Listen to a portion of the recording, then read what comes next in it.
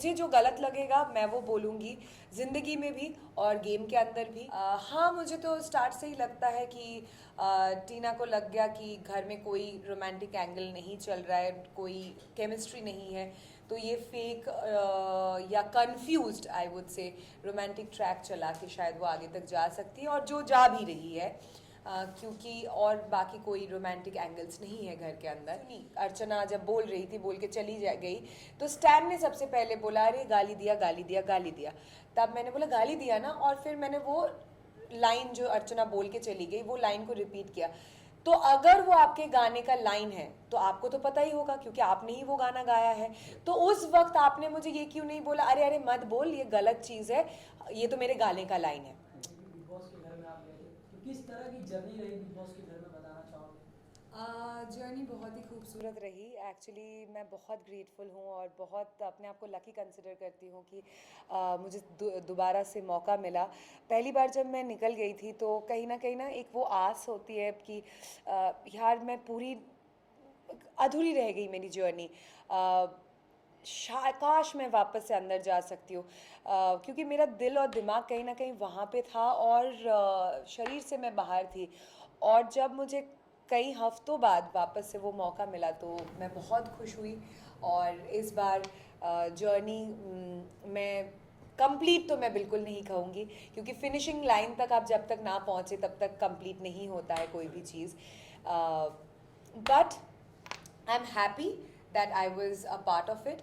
और लोगों को, जो लोग घर के अंदर है कंटेस्टेंट्स, उनको जानने का और ज़्यादा मौका मिला, और लोगों के दिल तक पहुंचने का, जो ऑडियंस है हमारे, उसका भी मौका मिला। You played very well inside the big boss house. जैसे कि हमने देखा कि जहाँ पे गलत बोलना था वहाँ पे आपने गलत भी बोला, और जहाँ सही बोलना था वहाँ सही भी बोला आपने। उसको आप कैसे देखते हैं, राइट डिसीजन आपने लिया? मैं एक्चुअली ऑनेस्टली कहूँ तो मैं ऐसी ही हूँ। सेकंड टाइम भी गई तो लोगों ने मुझे पूछा वापस से कि क्या स्ट्रैटेजी बना के आई है, तो मैं स्ट्रैटेजी में बिलीव नहीं करती हूँ।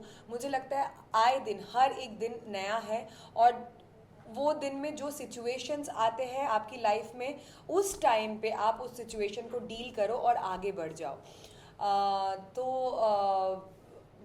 मुझे जो गलत लगेगा मैं वो बोलूँगी, ज़िंदगी में भी और गेम के अंदर भी मैंने बोला है, और जो सही लगेगा तो मैं सही का साथ दूंगी। तो इसलिए हर वक्त अगर छोटे छोटे भी मुद्दा हो रहा है तो मैं उसमें कूदूंगी नहीं, या मतलब अपना वो चिल्लाने नहीं लगूंगी, क्योंकि मुझे लग रहा है कि ये शायद दो लोग भी बात करके सॉल्व आउट कर सकते हैं, और ये इतना भी गलत नहीं कुछ बोल रहा है। और जो मुझे गलत लगेगा उसमें मैं ज़रूर कहूँगी। शालीन का जो प्यार था टीना के साथ, लेकिन टीना ने नहीं दिखाया वो प्यार। आपने बोला कि शालीन को सही तरीके से रो, क्या कहना चाहोगे उसको लेके? मैं यही कहना चाहूँगी कि मैंने शालीन को समझाने की कोशिश की। जब मैं घर में गई भी थी, मैं शालीन को क्योंकि शालीन बार बार पूछ रहा था बता बता बता क्या दिख रहा है, कैसे दिख रहा है, क्या दिख रहा है, कैसे दिख रहा है। तब मैंने उसको बोला था तुझे अगर सजेशंस की ज़रूरत इतना ही है तो मैं यही बोलूँगी कि मत कर, तू बेवकूफ़ दिख रहा है, उल्लू दिख रहा है। पर वो तब समझा नहीं। बाद में जब सलमान सर ने समझाया, शायद अभी वो समझ जाएगा, समझ रहा है। हाँ, मुझे तो स्टार्ट से ही लगता है कि टीना को लग गया कि घर में कोई रोमांटिक एंगल नहीं चल रहा है, कोई केमिस्ट्री नहीं है, तो ये फेक या कंफ्यूज्ड आई वुड से रोमांटिक ट्रैक चला के शायद वो आगे तक जा सकती है, और जो जा भी रही है। क्योंकि और बाकी कोई रोमांटिक एंगल्स नहीं है घर के अंदर।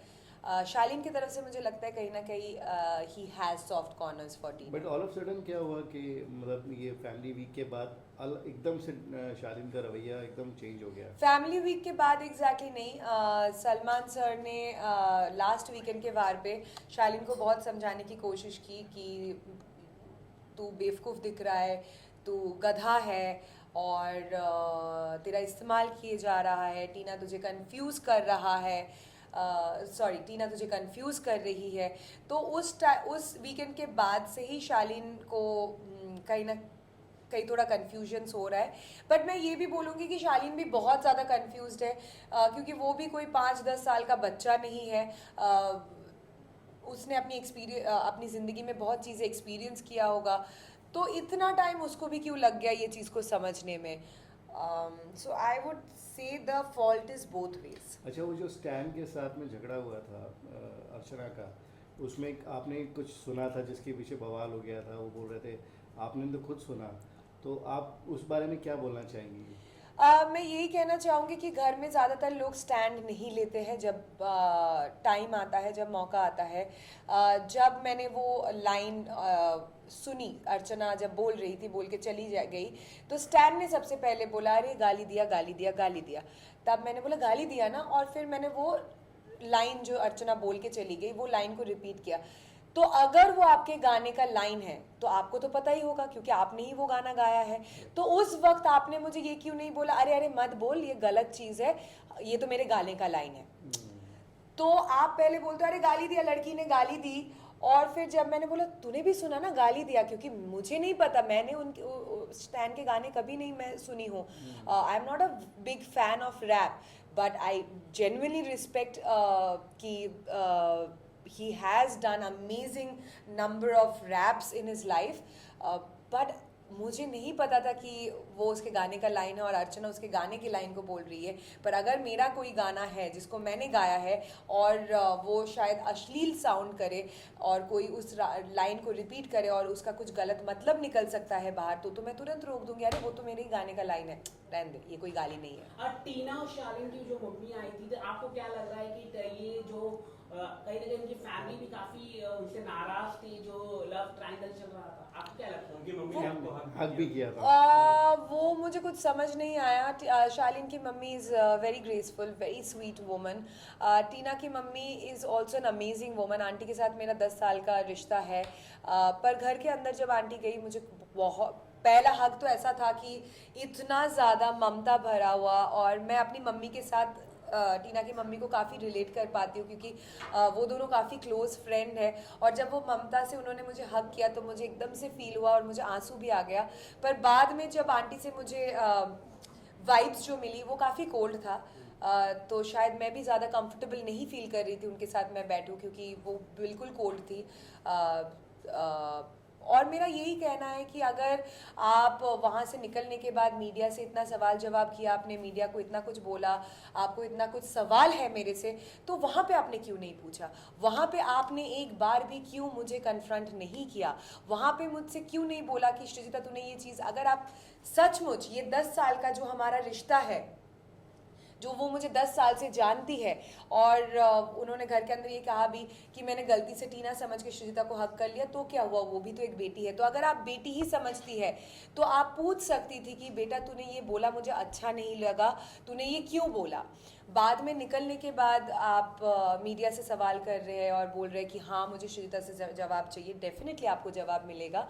और पर मैं इतना ही कहना चाहती हूँ कि आप मेरे लिए अभी भी काकी माँ है, मैं आपसे बहुत प्यार करती हूँ। पेरेंट्स को बुरा लगता है, टीना ने भी मेरे बारे में बहुत कुछ कहा है जिसकी वजह से मेरी मम्मी को भी बहुत बुरा लगा है, पर पेरेंट्स को इन सब चीज़ों में नहीं इन्वॉल्व होना चाहिए, क्योंकि मैं कोई ज्ञान नहीं दे रही हूँ, बट मुझे इसलिए लगता है क्योंकि हम कंटेस्टेंट्स हैं, घर के अंदर माहौल अलग अलग समय में परिस्थितियाँ अलग अलग होती है। उस टाइम पे एक दूसरे को बहुत सारी गलत चीज़ें शायद हम कहे जाते हैं, बोल जाते हैं, जो एकदम बॉर्डर लाइन में होता है। वो स्टैन अर्चना के साथ भी हुआ है,